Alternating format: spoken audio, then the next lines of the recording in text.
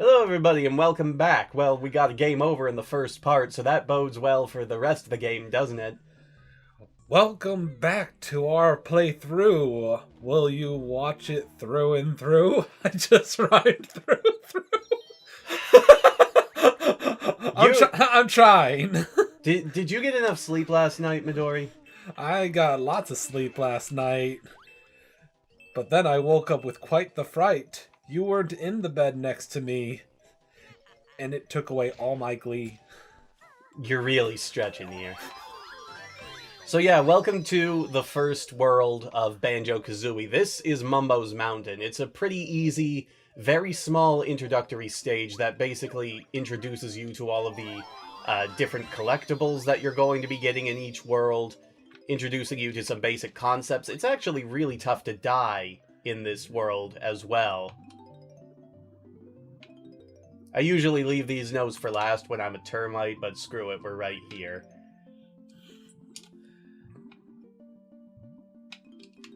Feel free to jump in, Midori. I'm trying to think of more rhymes. Don't just talk.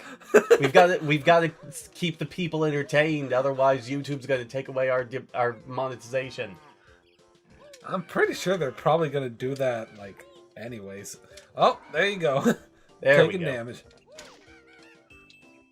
Quick, you're a bear. Eat honey. It will heal you. Yes. Yes, it will. Everybody knows that bears have regenerative properties when eating honey. That's why when they're eating honey, friggin' beehives don't bother them at all. There we go. This guy actually really bugged me when I was a kid, because I was not... I thoroughly admit I was not the smartest kid, so a lot of these really simple puzzles actually gave me a lot of trouble when I was first playing this. Like, I just did not put two and two together, that he was throwing oranges at me, and there were 3 orange panels on the ground, so maybe I should get him to hit the panels. I just never made that connection.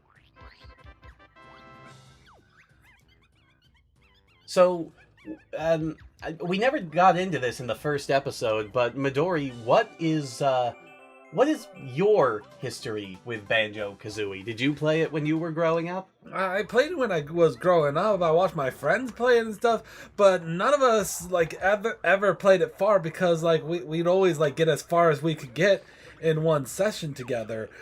When I got older, I did buy the game on the Xbox 360, but when I made it to the shipyard, I stopped playing it for some reason, and I just never went back and finished it. The shipyard, you mean Rusty Bucket Bay? Yes. Well, you quit pretty far into the game, actually. Yeah, I'm aware that I quit pretty far into the game, and I wasn't having trouble with the shipyard bay. I know that it's one of those harder levels, supposedly, but... It is the hardest level in the game. Yeah, I didn't notice because I was playing the level while I was chatting with friends on Skype or something, so I wasn't even paying attention to anything that was going on. Yep, so we've learned how to use eggs. Every world in this game, up to the 5th or 6th world, there will be new moves that bottles will teach you hidden in each world, and most of them you need to learn in order to progress. And every single one of them involves Kazooie. Almost every single one. Well, yeah. All things considered, Banjo is basically just there most of the time. He's carrying Kazooie. Pretty much, yeah. But yeah, the one we just learned was eggs, which is our basic projectile attack. It's not really used as an attack that often, unless you're aiming for a stationary target. You're mostly going to be using it to, flick switches or operate mechanisms in this game. I want a waifu pillow of Kazooie. Well, that came out of nowhere, and now I'm sad. Just imagine it in the bed between us. Between us? Oh, great. I've been made redundant by a friggin' body pillow.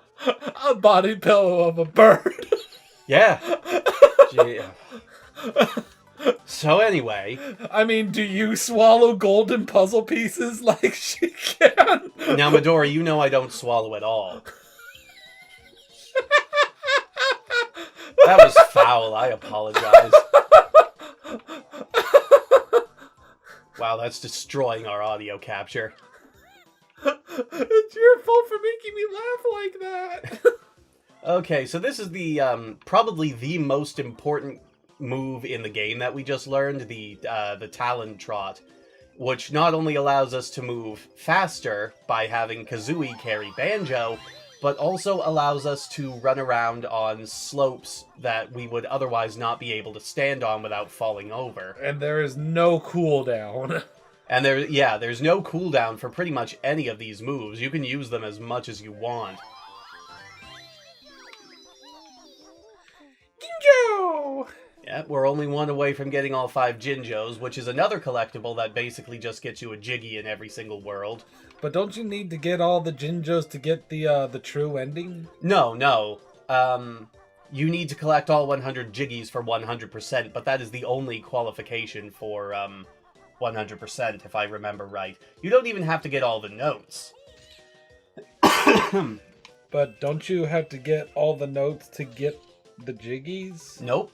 The notes are used to open up note doors all throughout the game, but you only need, like, I think 800 or so to get through the last note door. 800 out. No, it was like 750 out of 900 notes to get through the last note door.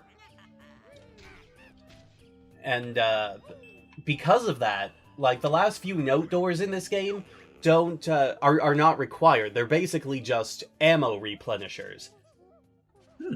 We're still gonna get all 900 notes, I'm pretty sure. Like, the only thing that I really have trouble remembering about doing this game is, what is it? Getting all of the empty honeycomb pieces, because we're not going to be finding 6 in each world anymore. There are 2 in each world from here on out. So we'll be getting a new health point every 3 worlds or so. If even that. Well, definitely that, because there are 9 worlds. I'm just saying, like, the way they said it, it doesn't sound like we're, like... Oh, we're going to. I mean, I might forget where they are, but I will remember eventually. Okay. Yeah.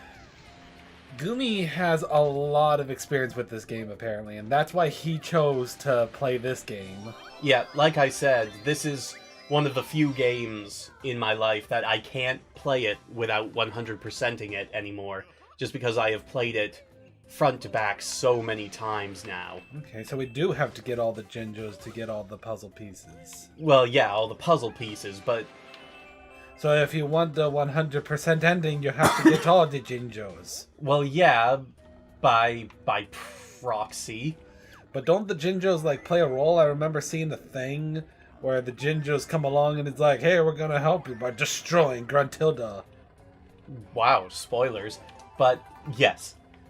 But you don't actually have to get them. They show up regardless of whether or not you actually found them. That's a clever way of keeping a puzzle out of your reach. Yep. I don't think that I even noticed that one when I played. Oh yeah, they're... Like I said, one of the reasons why it's so difficult to remember where those parts are sometimes is because they're actually pretty deviously hidden at times. Yeah. Now we're gonna go down here because there was something that we could not do until we learned the last move in this world, which is right over here. Every single world has a whoops.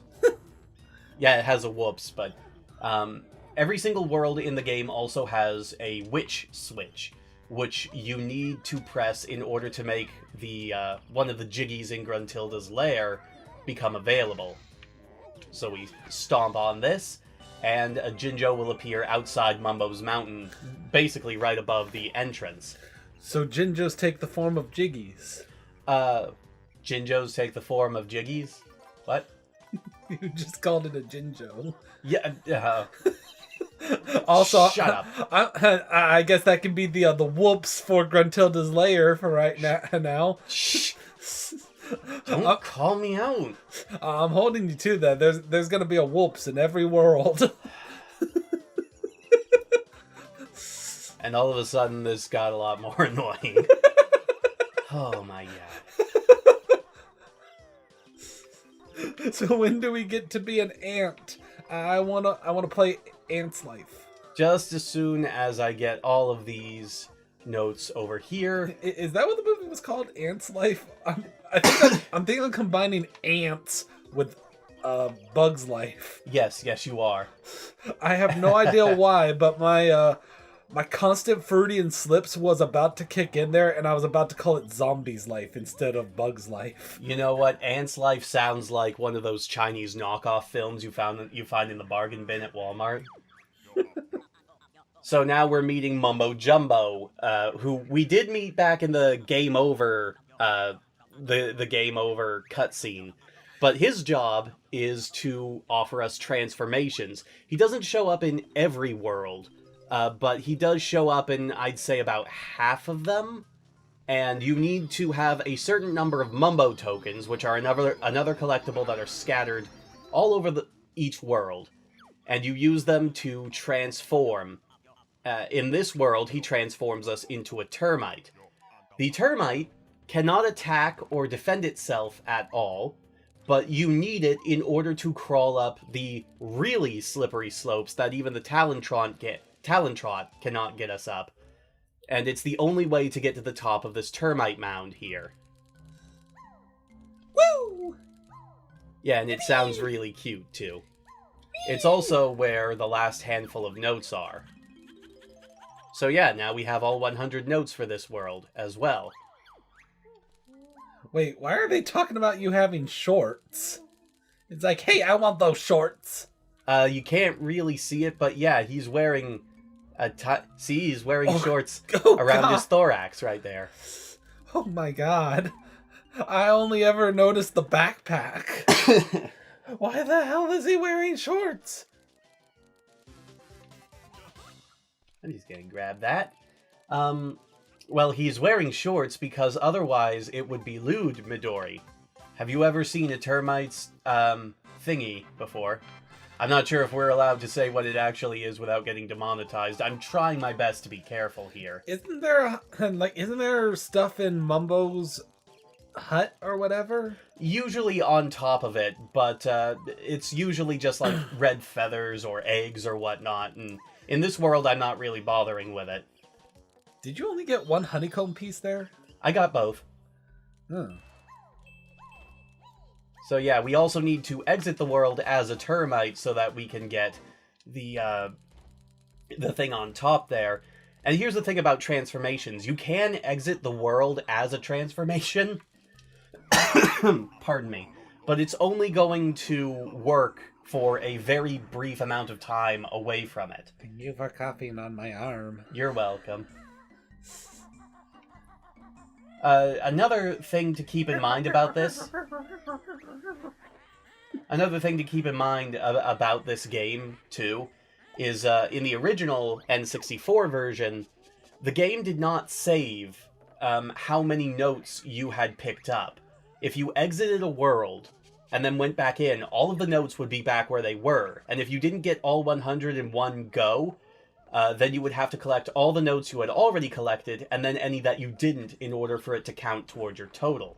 That was the biggest improvement that this version of the game made. So now, I have all 100 notes from Mumbo's Mountain, and if I go back in, those notes would no longer be there. It saves the fact that I've actually picked them up. That's nice.